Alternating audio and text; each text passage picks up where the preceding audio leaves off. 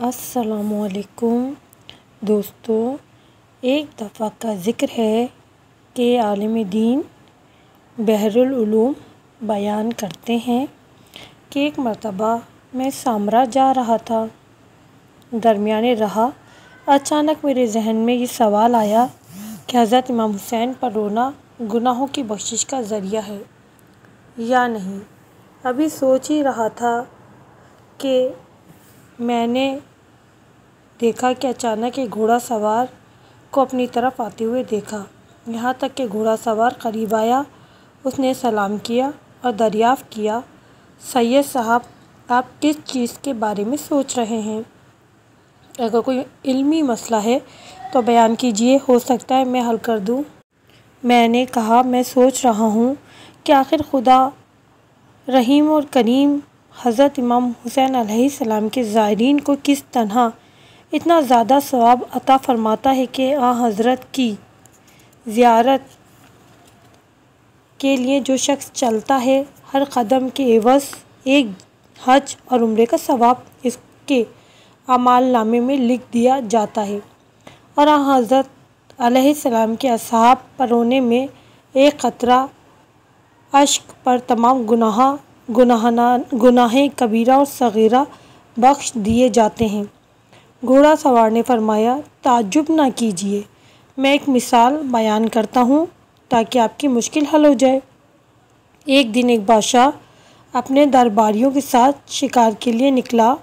شکار کرتے ہوئے اپنے درباریوں سے اتنا زیادہ دور ہو گیا کہ نہ درباریوں کی اس تک رسائی ہو سکی، نہ ہی بادشاہ کو ان کی خبر رہی کہ وہ کہاں ہیں۔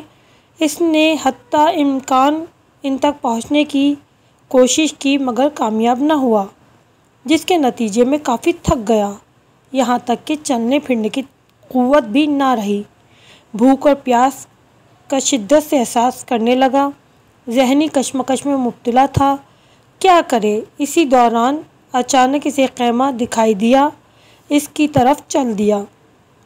خیمے میں ایک ضعیف عورت اپنے فرزند کے ساتھ رہتی تھی، نیز اس کے پاس ایک بکری تھی جس کے دودھ سے وہ خرچ وغیرہ پورا کرتی تھی۔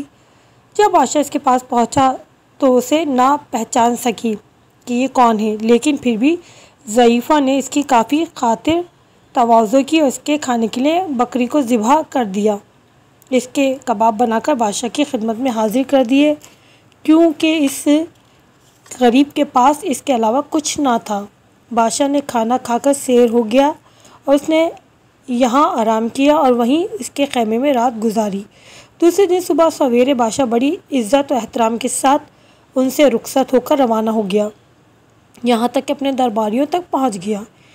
ان سے پورا ماجرا بیان کیا، پھر ان سے پوچھا، اگر میں اس ضعیف عورت اور اس کے فرزند کے اس احسان کا بدلہ دینا چاہوں تو اس کے عوض میں کیا دوں؟ دربار میں ایک شخص کھڑے ہو کر عرض کی، بادشاہ سلامت آپ اسے 100 گوسفند عنایت فرمائیں۔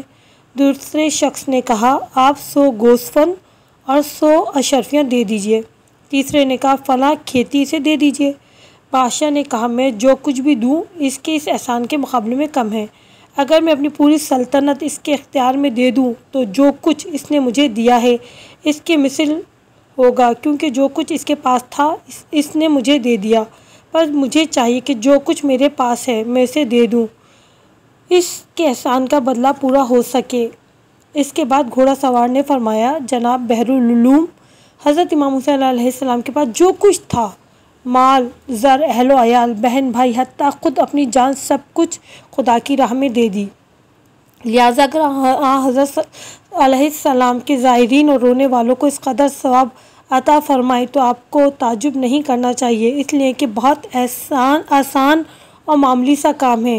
یقیناً اس ذات کبریہ کی عطا لامحدود ہے، اس کی بخشش لامحدود ہے، اس کا کرم بے مثل ہے جس کا کوئی اندازہ نہیں لگا سکتا۔ جس وقت گھوڑا سوار یہ کہہ کر چپ ہوئے تو اچانک میں نے ان کی طرف متوجہ ہوا مگر وہ موجود نہ تھے، جس کے بعد میری حیرت کا ٹھکانہ نہ رہا۔ پھر میرے ذہن میں آیا کہ یہ حضرت امام زمانہ علیہ السلام تھے اور کوئی نہیں۔ میں نے اطراف میں نظر دوڑائی مگر مجھے حضرت کے دیدار مبارک کا شرف دوبارہ حاصل نہ ہو سکا۔ حسرت یہ یاس کا ایک طوفان میرے دل میں سما گیا۔ دوستو، جب ہم کسی مشکل یا پریشانی میں ہوتے ہیں تو امام زمانہ ہماری مدد کے لیے ضرور آتے ہیں، اور پروردگار عالم وہ ہے کہ جو امام حسین نے پروردگار کی راہ میں اپنی تمام چیزوں کو قربان کر دیا، تو پروردگار عالم کیوں نہ امام حسین کے زائرین کو اتنا ثواب عطا کرے۔ شکریہ۔